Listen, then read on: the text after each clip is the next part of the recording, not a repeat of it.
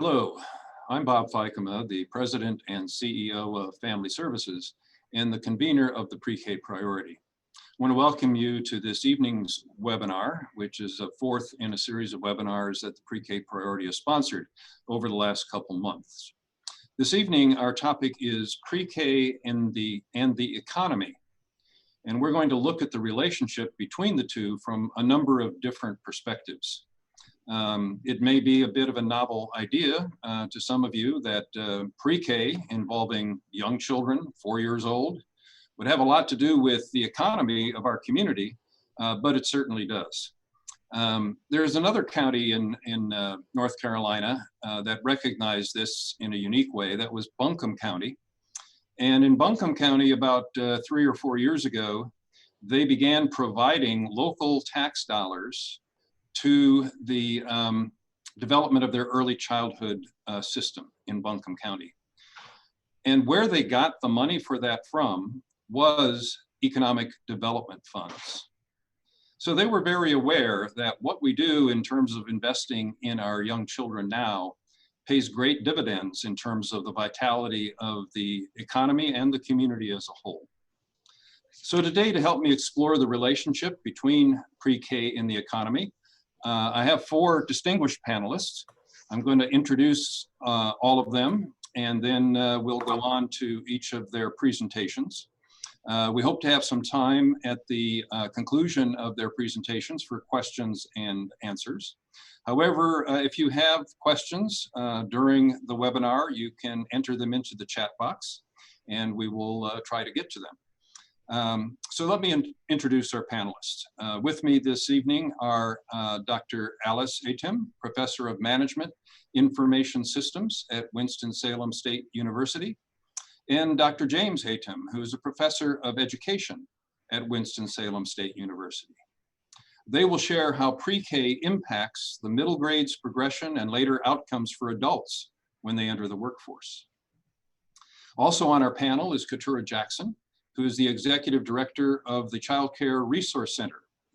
The Child Care Resource Center serves Forsyth County and 8 surrounding counties, and Katura will provide information and insight related to the current state of childcare in our community and its economic impact. And our final panelist is Calvin McRae.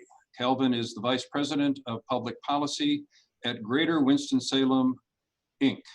And I always still want to say at this point, Calvin, that that is formerly the Winston-Salem Chamber of Commerce, just so that people. I say it all the time. You're not alone in that. And Calvin will discuss the role of affordable early learning and pre-K opportunities for growing a vibrant economy in Forsyth County. So first, let me turn to Dr. Alice Etim and Dr. James Etim from Winston-Salem State University.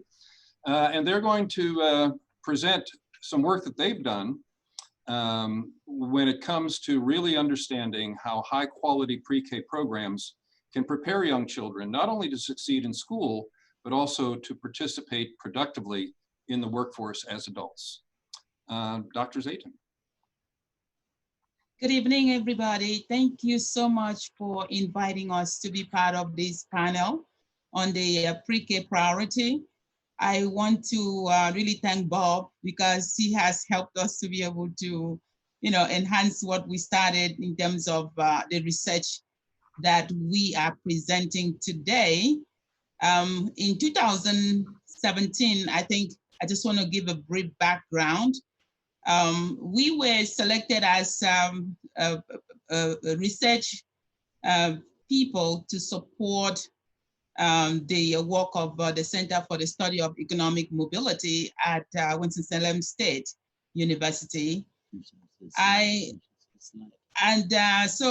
want to make sure that you all know that this research has been published, and we just want to share parts of it. So I will start with the slide now.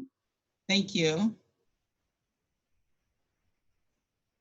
So our topic today is incoming readiness and student achievement.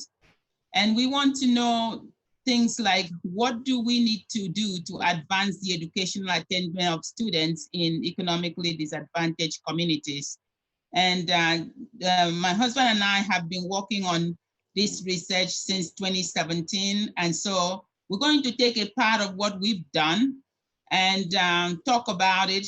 I am a professor of management information systems, so I talk mostly about technology, but I do support the aspect of education because what we do in the Center for the Study of Economic Mobility as research fellows, the things we do, one of them is to be able to look at how education and technology are enablers for our students, especially in economically disadvantaged communities. Next slide, please. Oh, I think I should let my husband introduce himself. Go ahead. My name is James Etim, Professor of Education at the SSU. Yeah, so we begin with this quote, and that's from your pre-K priority. It says, in the past decade, assessments of school readiness and third grade academic proficiency of children in our schools have registered yawning, good word, and persistent disparities among children of color and economic disadvantage. These results are the product of a systematic or systemic failure to address social and racial inequalities or inequities. Okay, so there is some disparities. And as we look at the literature and as we talk in the next 10, 15 minutes, we're going to see what some of these issues are and how we can, as a community, help children to be more successful. Next slide, please. Okay, so we begin, so as we're going to look at this from 2 or 3 perspectives. We're going to begin looking at some studies, and then we're going to look at our studies, and then we're going to begin to talk about what the relevance of that is to our community. So we'll begin with a study done by Morrow, Leslie Morrow. She's, her work is in the area of early childhood education, pre-care. So she, in one of her studies, she comes up with some of these conclusions that number 1, children who have high quality preschool experiences with an emphasis on language and literacy are more likely to acquire strong language and literacy skills that translate into achievement in early grades and throughout their schooling. Basically, she's saying when we have preschool, good quality preschool experience, when children have good quality preschool experience, the tendency is that they will succeed later on. Okay, and another conclusion, children who attend high quality preschools are less likely to be retained in kindergarten through grade 3, which is very, very important. So her second conclusion is when children attend preschool or pre-K, then the tendency of them being retained in kindergarten through grade 3 becomes less. They have higher graduation rates from high school, and they have fewer behavior problems. So Morrow looks at issues of pre-K from 2 or 3 perspectives. 1, achievement. 2, in terms of retention, and in terms of later achievement. Next slide, please. Okay, the next person we're going to look at, or the next study we're going to look at, is a study done by Duncan, Ludwig, and Magnuson in 2007. Here they talk about interventions.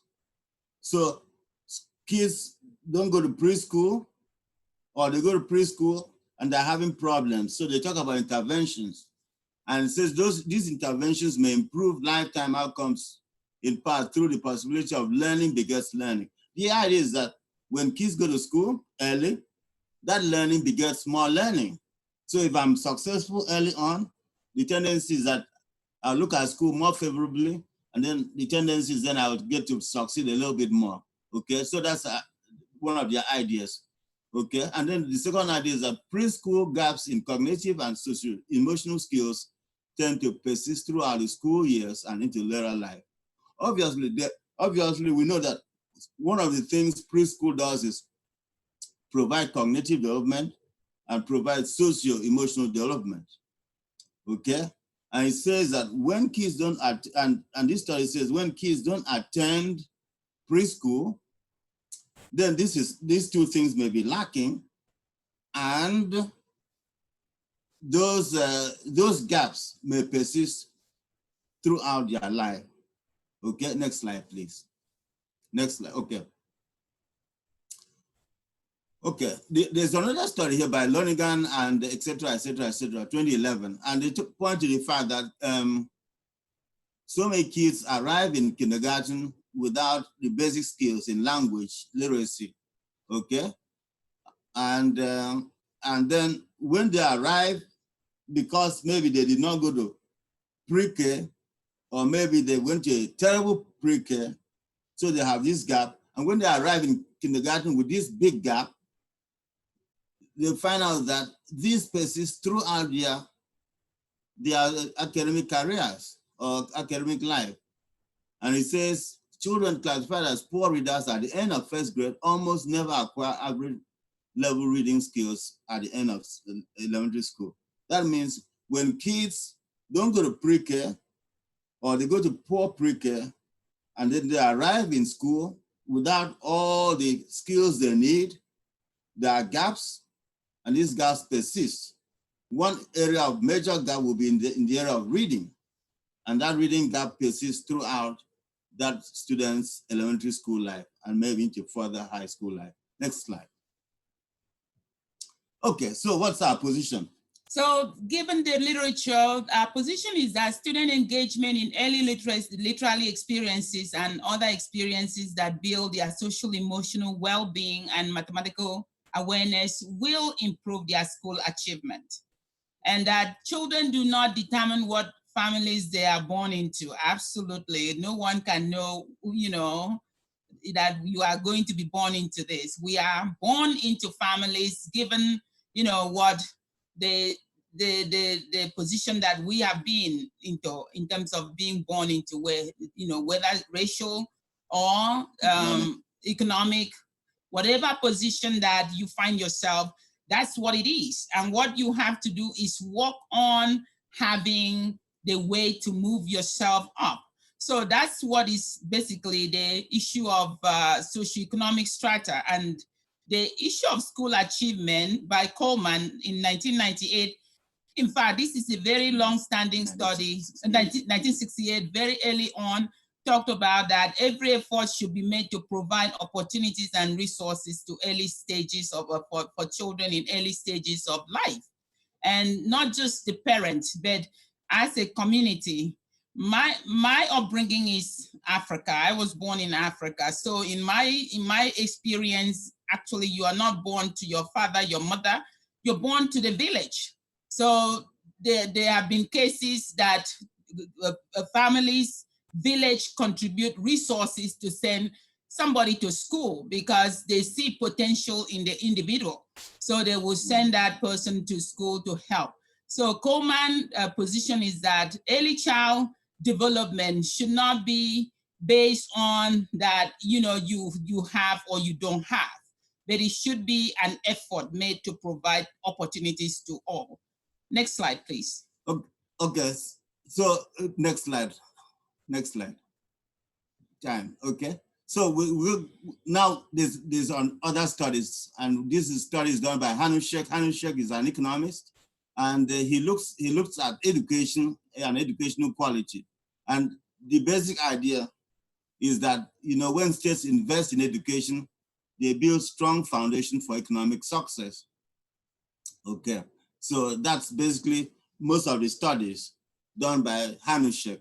It's talking always about inequities and how to build, how states or individuals or societies can invest in education to help the learner. Okay, next slide. We don't have, yes, okay. So our work, as we said earlier on, comes from our last 3 or 4 years with a Center for the Study of Economic Mobility. And now, after giving you that literature, we're going to now quickly talk about our studies, okay? Next slide. So the first study that we initiated looked at level of school performance, incoming student readiness, and percentage of economically disadvantaged students in the school. And reading in terms of what the state has provided, the state of North Carolina grouped schools into high performing school AB, and then average C, and then DF are low performing schools. And then in this table here, we show you the number of schools in category of each of these. So in AB category, high performing, we have 4 schools. And in the C category, we have 4 schools. DF category, we have higher number, 7. And as you will see also on the table, the incoming readiness of children is very, very much affected in the low performing schools. And that the percentage of economically disadvantaged students is also very high in that range of low performing schools. Next slide, please. So given that what we've shown you in the table, we see that low performing schools scored low, like 21% on incoming readiness. And the incoming readiness of high performing school was 66%. That's a big gap of 40%. So the percentage of students in low performing school who are economically disadvantaged is very high. 61% is quite a high number. So when we compare that to economically disadvantaged students in high performing school is 28%. Next slide, please. Okay, so basically we're then saying that students who are not ready and go to middle school, the study here, definitely this study was taken in North Carolina, and basically it was right here in Winston-Salem, okay? Right here in Winston-Salem, Forsyth County Schools. So we're saying basically that the data shows that when kids come to middle school, now we're talking about middle school now, when kids come to middle school not ready, then they're not going to perform very well, okay? And the gap shows about a 40% gap between kids who are not ready and kids who are ready, okay? The other says that when kids are from low socioeconomic backgrounds, educational disadvantage, economically disadvantaged, the state calls it, then they are not performing as they are supposed to be performing. And this is all state data. This is not data we created. This is from the North Carolina Schools Report Card. And we just took that the report card for 2017, 2018, and looked at the data and analyzed that data. And that's North Carolina Department of Instruction, their school report card. Okay, next slide, please. So this is the reference of the study. And then study number 2, we looked at incoming readiness and school achievement. And this is in terms of implications of building high performing and effective schools. So we tested some hypotheses and we rejected our null hypothesis, which says that we kind of found evidence of a relationship between incoming student readiness and school performance in the North Carolina public middle schools. So that means that there is a relationship between students coming in, if they're ready to learn in middle school. If they were lacking, they're not ready. So they'll have a disadvantage coming into middle school. So larger shares of incoming students considered ready significantly predict their school performance. And then of course, we also rejected another hypothesis, which we found that there was evidence of relationship between economically disadvantaged students and their school and their performance in middle school. So having larger shares of economically disadvantaged students significantly predict their performance or the school performance, whether the school will be AB or average C or a failing school, DF. So the result of our work here suggests that there is a need to look closely at economically disadvantaged students because that shows that their performance could be decreased, especially if they come in not ready. Next slide. Next slide, please. Okay, next slide, please. So this is the reference to the second study. Okay, the other thing, the third thing we found and we have 3 or 4 articles on this subject. The next thing we found out that there's a relationship between daily student attendance and school performance in North Carolina public middle schools. Higher student attendance significantly predicts performance scores. Higher attendance leads to higher scores. Therefore, if we want to improve our schools, then we need to get student attendance more like 94, 95. Basically, what we found out that schools with, I think, 92, 94, 95% attendance were AB schools, and schools with 80 something, 87, 88 were sometimes failing schools. Okay. Next slide. Okay, so that's the reference. Next slide, please. Okay, so lessons for pre-K. Okay, go on. I want you to go first and talk about the lessons. So what are the lessons? Number one, getting all students ready for school is very important. We see that there's that correlation between getting ready and performance. So whether it's pre-K, whether it's grade 1, whether it's grade 2, following on, we see that getting students ready, incoming readiness is very important, because the less incoming readiness, the less performance. The more incoming readiness, the better performance. Next.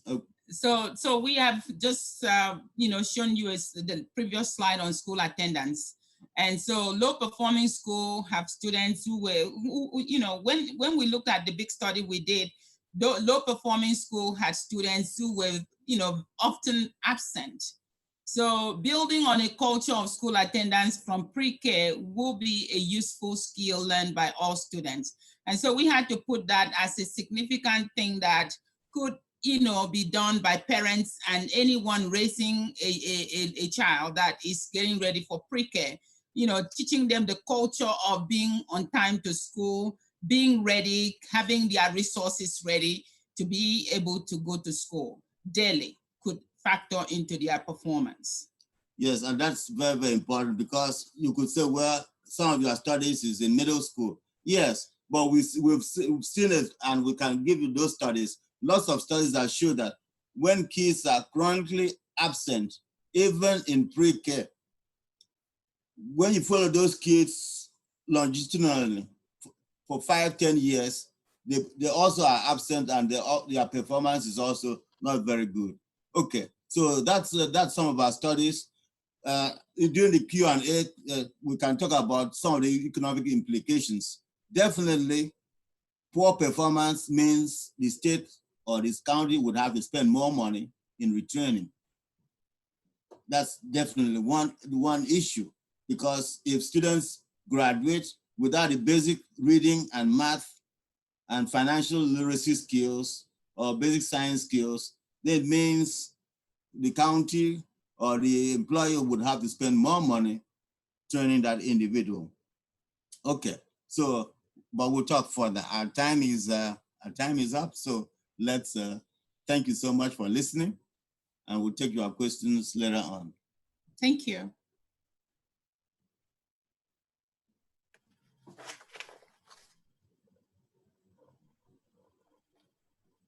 But I better unmute myself in order to everyone can hear my thanks for your presentation. Really sets the stage for what we want to look at next, which is we've talked about pre-K and the impact it can have on school readiness and later education and life accomplishments. But another dimension of the role that pre-K can play in the economy is that it is an economic sector. It is a business sector in the community. And of course, to have the resources that we need to provide for a high quality pre-K education, we have to have a thriving sector of early learning programs and facilities. Certainly some of the programs that are provided in pre-K are in the schools, some are at Head Start, but a good portion, more than the majority of children who are attending pre-K programs attend private child care centers. And I'm really pleased to have with us this evening Katura Jackson, who's the Executive Director of the Child Care Resource Center. And I would have to say Katura is the authority on kind of the status of the child care industry in our community and other counties in our region, but certainly in Forsyth County. So Katura, please share some information and some insight related to the current state of childcare in our community and its economic impact. Well, Bob, thank you for crowning me as the authority. I don't know if I go quite that far, but can you hear me? I'm just making sure that everything's working and on. Okay. So as you all know, COVID-19 has put a spotlight on childcare, the fact that our childcare system is pretty broken. Parents are unable to locate or afford quality childcare, particularly if they weren't currently using childcare and their program closed down. Providers and teachers are unable to support themselves or their businesses with the subsidy reimbursements and compensation that they receive. They were just barely making ends meet before, but we're doing it, most of them because of the love, some of them because they saw it as a business, small business entrepreneurship. And then we have the children, again, who could flourish under the care and teaching of early educators, but who are also falling behind now with the pandemic because of the lack of relationships and experiences that are critical to their growth and development. Okay, you can move to the next slide. Even before COVID, the supply of quality childcare was declining across the country. And the results from Child Care Aware of America's 2019 survey showed that 53% of states reported a decline in the number of centers. 79% also reported a decline in the number of family childcare homes. And it's a reality not just across the country, but also in our community. Because over the last 10 years, I remember at one point in time, we had over 300 licensed centers and family childcare homes, and now we're down to 171 as of November 2020. Probably last year in January, we had about 176. And so you can see that that decline is continuing. Even though with COVID, most of the programs are still open, I would say about 90%. A lot of programs have decided that they aren't sure how long they're going to be able to stay open. So I pulled some stats from the Child Care Workforce Study that was conducted by Child Care Services Association prior to COVID, but I also kind of did a little bit of research to take a look at where we are right now. So the stats showed then that we had 100 centers, and now we have 98 centers serving 4,572 children, and that's the ages birth to 5 years before they go to school, pre-K, pre-kindergarten children, basically pre-kindergarten age, and then 73 family childcare programs serving 304 children under the age of 5. And then when you look at the early education sector, because they're all little small businesses, you don't have very many programs serving more than 200 children at a time. You'll see that a total of 1,103 individuals are employed in licensed programs in our community. And that doesn't count the family, friend, and neighbor care, which is probably another group, which we're trying to figure that out. And then that also doesn't count like part-day preschool programs, church programs in our community. But you can see that most of the programs, if you go to the next slide for me, just pulled a chart for centers by enrollment. You can see that most programs are 5-star in our community, over half, 54%. And then they have, I think it's 44% 5-star, but they have 54% of the children enrolled. And then the for-profit programs, you can see again that there are 51% for-profit. So those are the, not only the chains like La Petite KinderCare, but also the smaller businesses in our community that provide childcare to children. So next slide, please. I thought I would just give a little overview of the compensation, because I think that parents pay so much for childcare sometimes that they think that the people in childcare are making lots and lots of money, but that's not really the reality. When you look at what the average teaching staff makes, which is $11.98 per hour, and then the average family childcare home staff earn $10.48 per hour. And then if you'll go to the next slide, you'll see that this is an educated workforce. 55% of the teaching staff in centers and 51% of the teaching staff in family childcare have at least an associate's degree, and most of them have been working in early care and education for at least 12 or more years. I believe in the family childcare homes is at least 21 years. So you have people with experience and education, but they are all being paid at the lower end of the salary scale in our community. So they aren't earning that median income wage, but we still require a lot of them and expect for them to be able to educate our youngest citizens. Next slide. You look at the demographics of the field, 51 years old, majority women of color. And you can see that this is a female dominated field. There are very few men in the early education caring for children or directing centers. You have some that are owners, but very few that actually direct and work in childcare classrooms. Next slide. So what does this mean for families with young children, and what does it mean for the early ed workforce? The educational requirements, low wages and lack of benefits for most child care programs don't make this an attractive opportunity for young people with educational degrees. It's getting harder and harder to recruit individuals into the ECE field, and increasing wages and benefits offered by other industries like Amazon or Walmart hasn't really helped people want to join the field. When you look at the number of childcare programs, about 90% are currently open. They're only at 60% of their total capacity, which puts their long-term survival at risk. Most programs probably wouldn't have lasted throughout the pandemic without the supports of NC CARES Act in the form of grants, subsidies for parents, and teacher bonuses. Parents really like those subsidies when you didn't really have to qualify with your income. All right, next slide.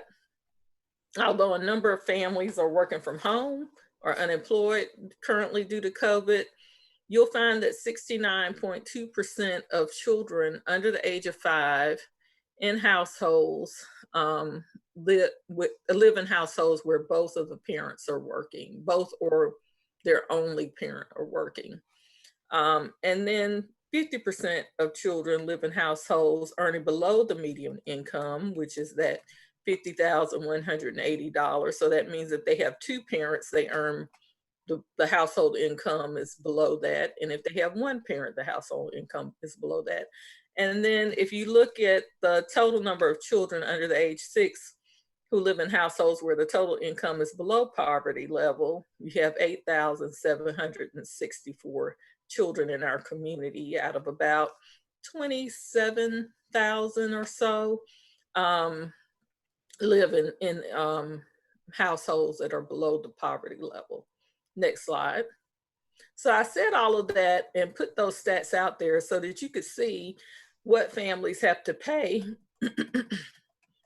for childcare costs, because it's not inexpensive for families. When you look at $9,650 annually for childcare centers and $7,730 for family childcare homes. For single parents, this is over 30% of their income if they earn the median income level, which we know is not true for most childcare programs because they had that $11, almost $12 an hour. And then there was the $11 an hour for family childcare. And so we talk about the $15 per hour as a minimum wage if somebody works 40 hours a week, and that would bring them at $35,000. So this would make childcare an even higher percentage of their total household income. Next slide.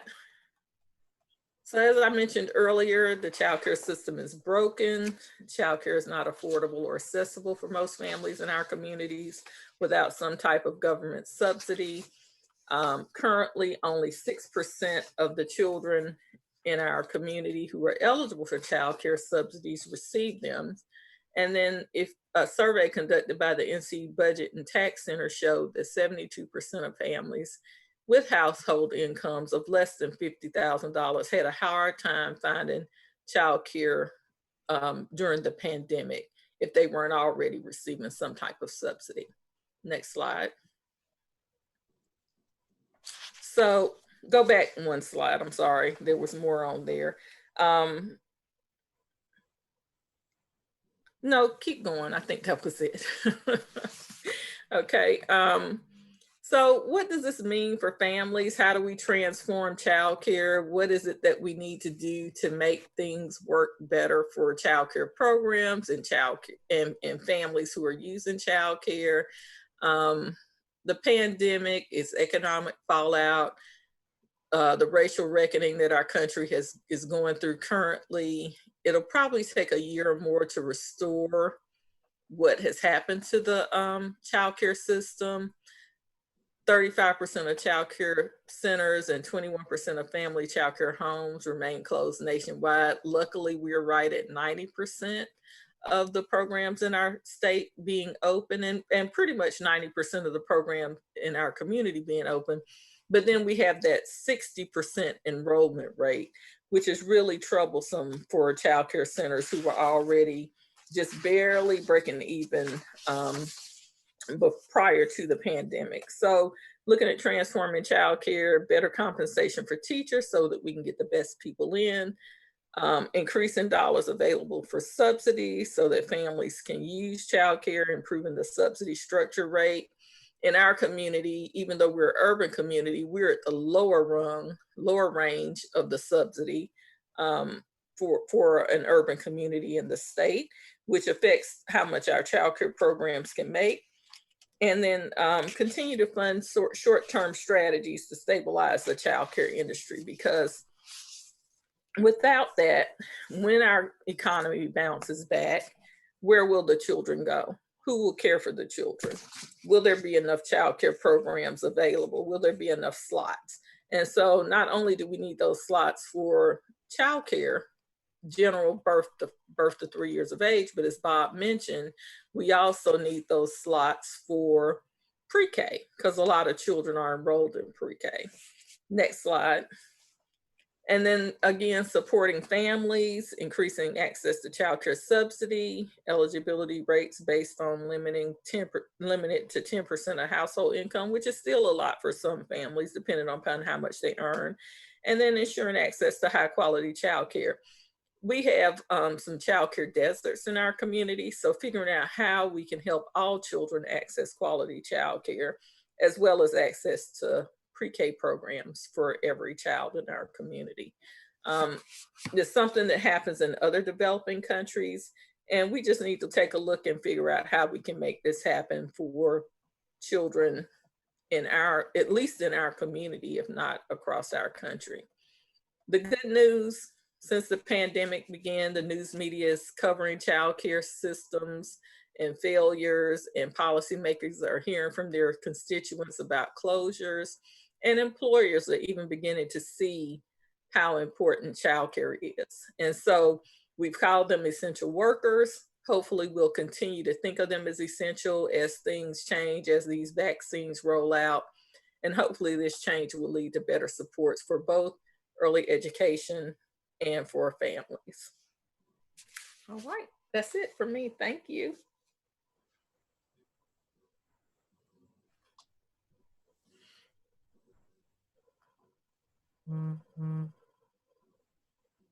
Bob, if you're talking, you're on mute. Yeah, I thought I pressed it and then it needed to press it again.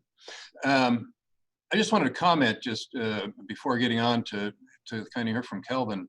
You know, having these two presentations next to each other really drove home a point for me that I think we know, but sometimes you have to look at it fresh.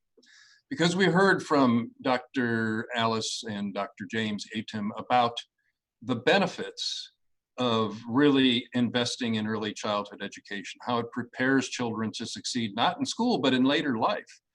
And again, that return on investment has been documented in many, many studies. Even of studies of programs here in North Carolina, you know, returns of $7 for every dollar spent, even more. So that's what I heard in the first panel. And then Katura, you talk about what is that investment? We're barely paying our staff who provide these programs, not enough to even get by, and the struggles that providers are having.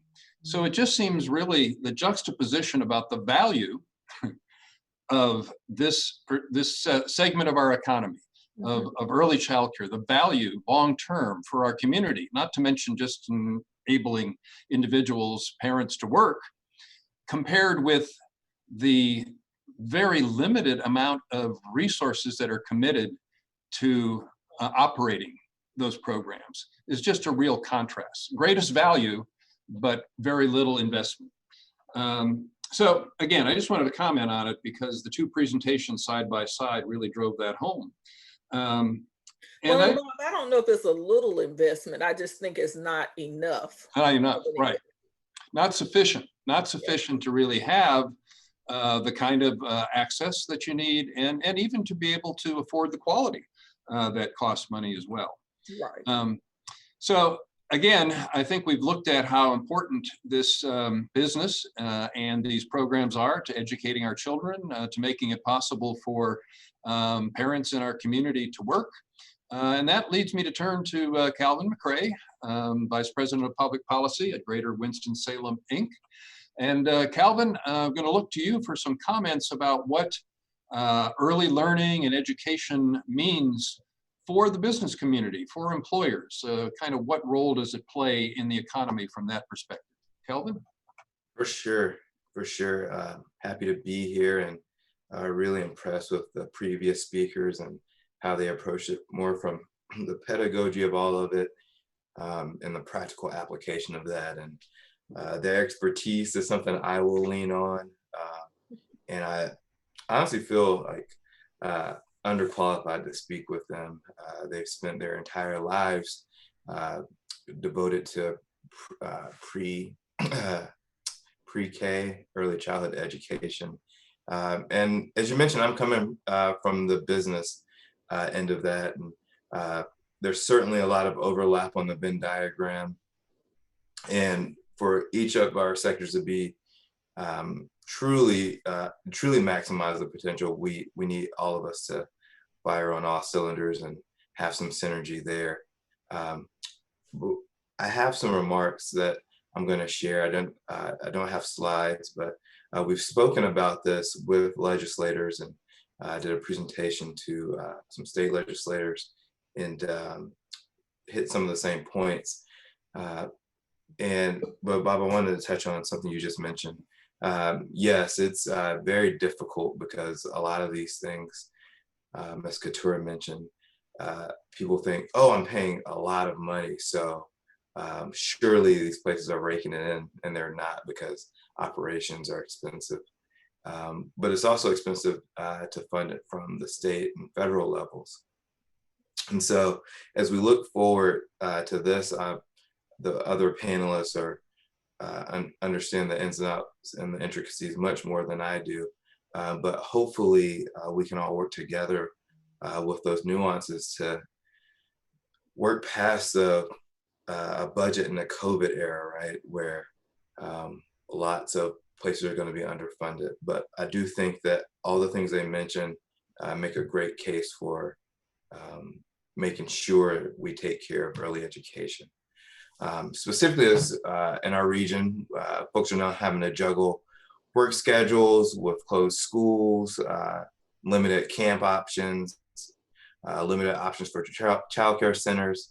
And it's becoming clear to the wider population just how vital early education is for all of us. Many folks think childcare is a purely personal issue. I myself have a toddler who will be 4 soon. So people think in these silos of how this impacts me. But if you ask any working parent what their biggest challenges are, childcare and early education is going to be at the top of the list. It's because we've had these conversations with local businesses. We frequently hear that employers are finding a shortage of available childcare for their students. And unfortunately, that's leading to implications for our businesses. Quality employees often make the tough decision to drop out of the workforce because they just can't find quality childcare. And a lot of these folks who drop out are either needed by their family, their paycheck, but they have to make the tough decision. Do I want to be at home with my child because we can't find childcare? Do I need to be at home to do virtual learning? Is my child a little bit behind because we missed out on previous pre-K opportunities? We don't want folks to have to make these decisions. These programs are critical for working families. They provide parents with the ability to keep their jobs and earn enough to support their families. They also make sure children develop the social and emotional skills they need to enter kindergarten ready to learn. Forsyth County, we've unfortunately had the designation that a lot of children have not been able to read on third grade level when they arrive there, and that's unfortunate. That's something that we have to fix. Children who attend strong early childhood programs are more likely to read on that grade level, more likely to graduate high school, and on average are healthier and earn more later in life. This is an invaluable cornerstone of our community and something that if we're aware of it, we need to be able to address it. Here in Winston-Salem, we really provide a great learning opportunities for folks of means.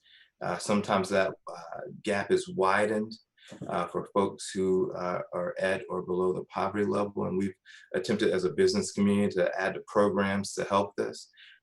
We have member businesses that are going above and beyond, providing grants, philanthropic efforts to help diagnose, treat, and thrive through these situations. We can't do it alone though. We need help from some of our legislators, and at Greater Winston-Salem, we're going to continue to try to advocate for these programs at the local, state, and federal levels. But the COVID-19 crisis has unfortunately the potential to make our shortage of childcare even worse. About a quarter of childcare providers in Forsyth County, Katura touched on this much better than I will be able to, are closed due to the pandemic. Most of those that remain open are operating at a very reduced capacity.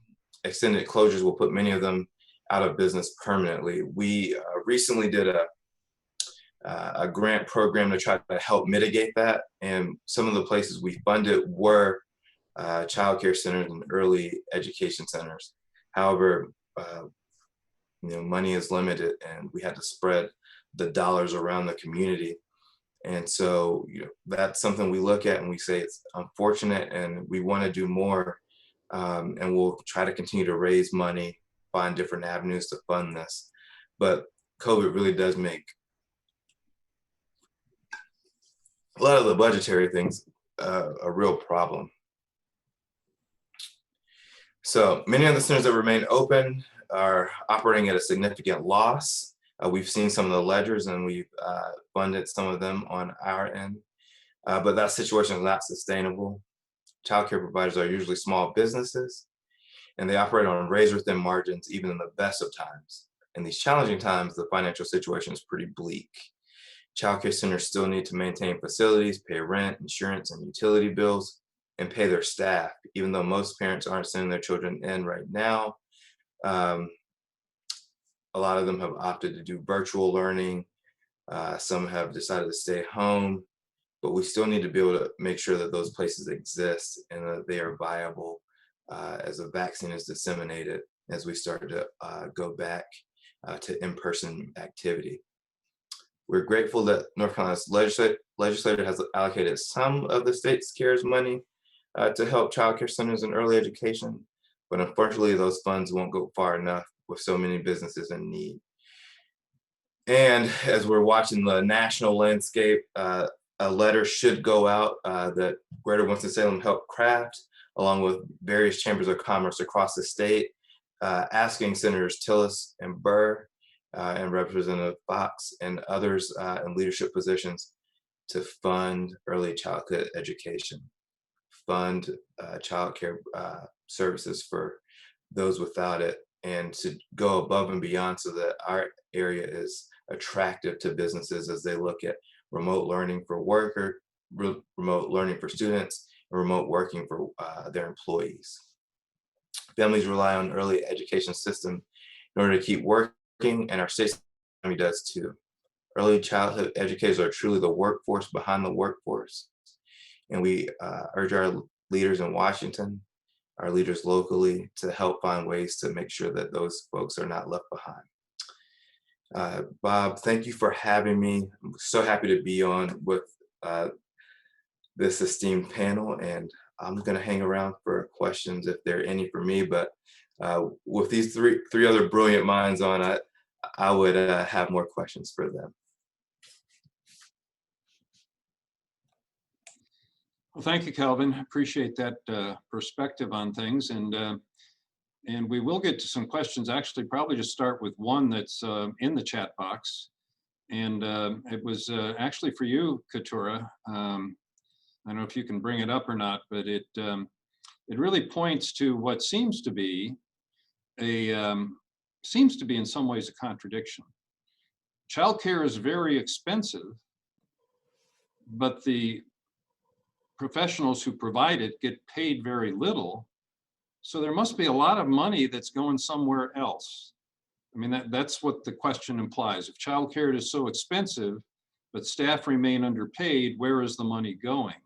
What makes childcare provision so expensive? I think that, and I had to explain this to my son who has 2 children and is paying what he feels is an arm and a leg for childcare. And I was like, so how many children in the room? And how many staff are in the room? Childcare is a personnel heavy business, just like most nonprofits. Most of your dollars go to support personnel costs.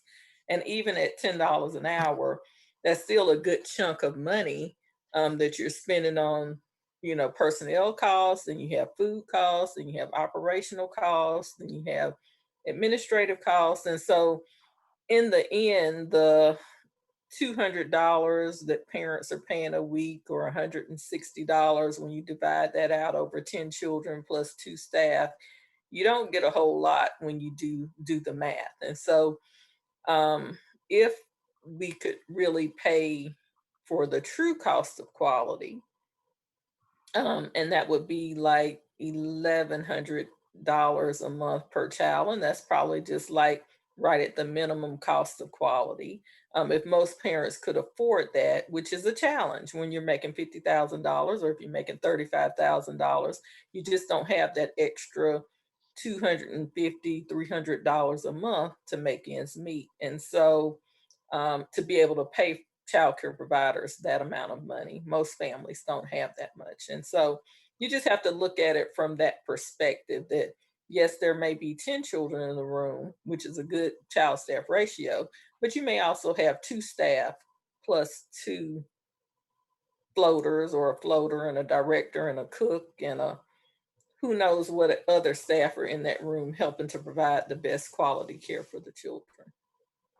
And Bob, you can also reflect on that, running programs yourself.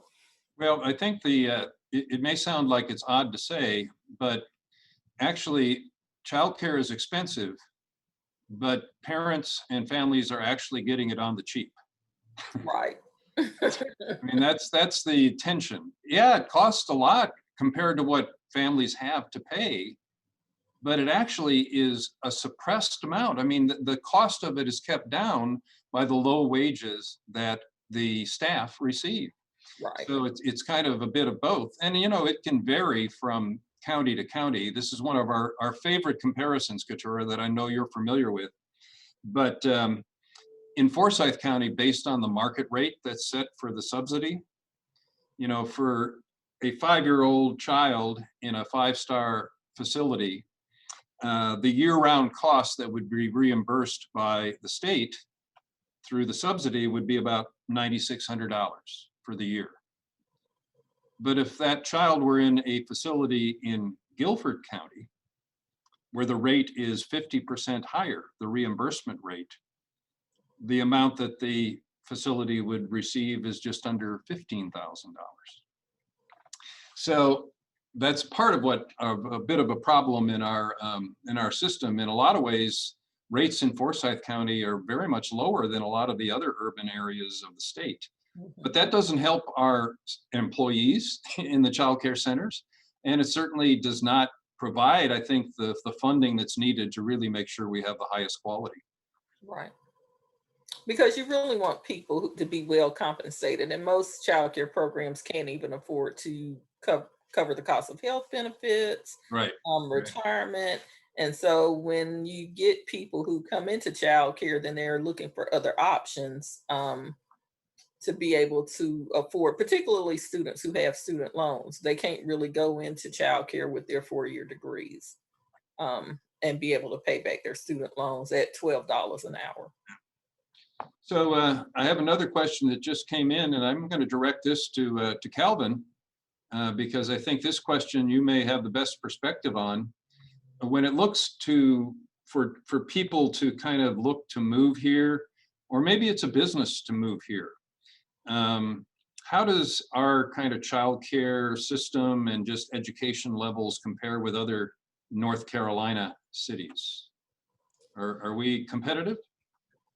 Lagging? I don't feel fully qualified to say how we stack up to other regions. But we at Greater Winston-Salem, we did just hire Laura Lee, and she was at the top of the year with ED&C, the state's top economic group. We're regional, so we are the top one in our area, but far statewide. And that's one thing that's been at the top of her list. How are we, from A to Z competitive with not just other counties in our state, but states throughout the nation. And recently, North Carolina was actually ranked the top place for businesses to relocate. So once the business is now looking at North Carolina, now how do we stack up against other places? The bad thing about COVID is that it impacted all of us. The good thing about COVID is that it impacted all of us. And so as we look at places that are that might have had more money than we did in previous years to spend on early childhood education, they too are feeling the pinch. So this is really a great time for us to rebrand and recommit ourselves to early childhood education, childcare. As it was, even a couple weeks ago, we saw that Guilford County received more money than we did, and it was based off census data.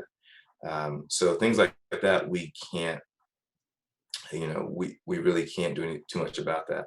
But we're really happy with the interim superintendent of schools.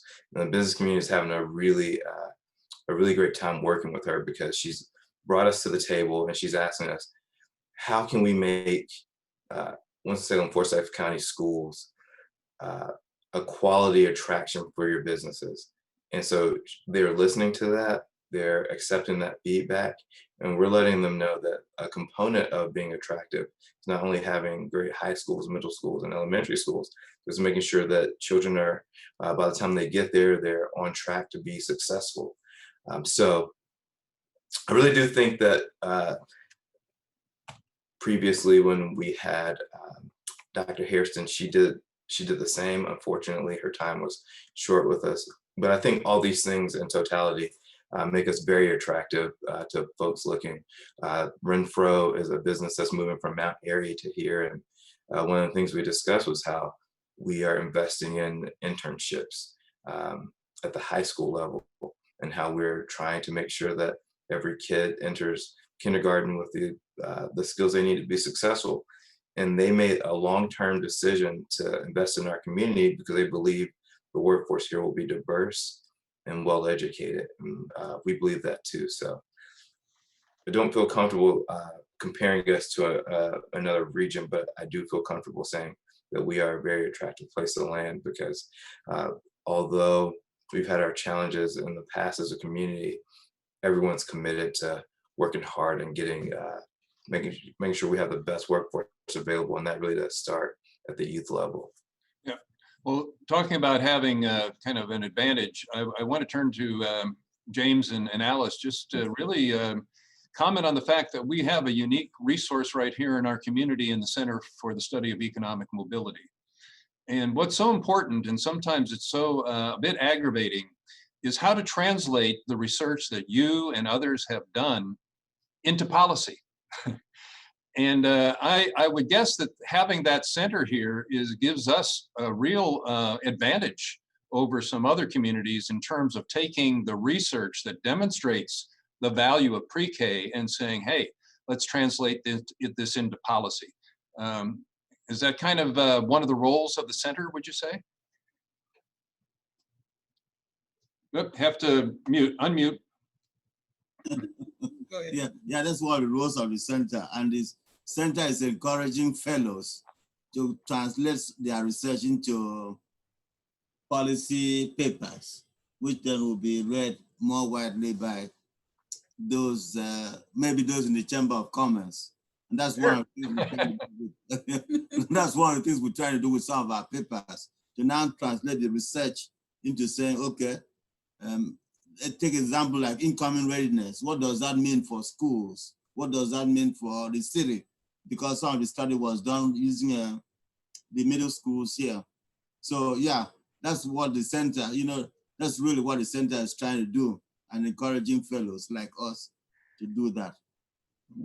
Yes, and also the center kind of pushes some of the things we do in published works, which may not filter into the community for us to engage in like conversations like this.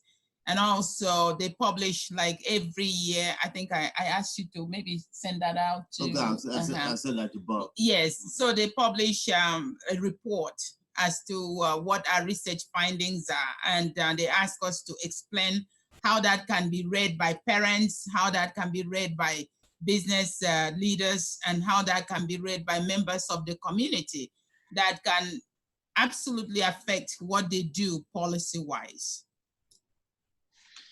Very good. Well, I think we reached the end of our time. I appreciate everybody's contribution. I think it gave us a view of the relevance of pre-K to our economy as a business, as an investment in our children that pays off in the future, and is something that's just so essential to keep our economy running. I like what you said, Calvin, about pre-K and early learning being the workforce behind the workforce.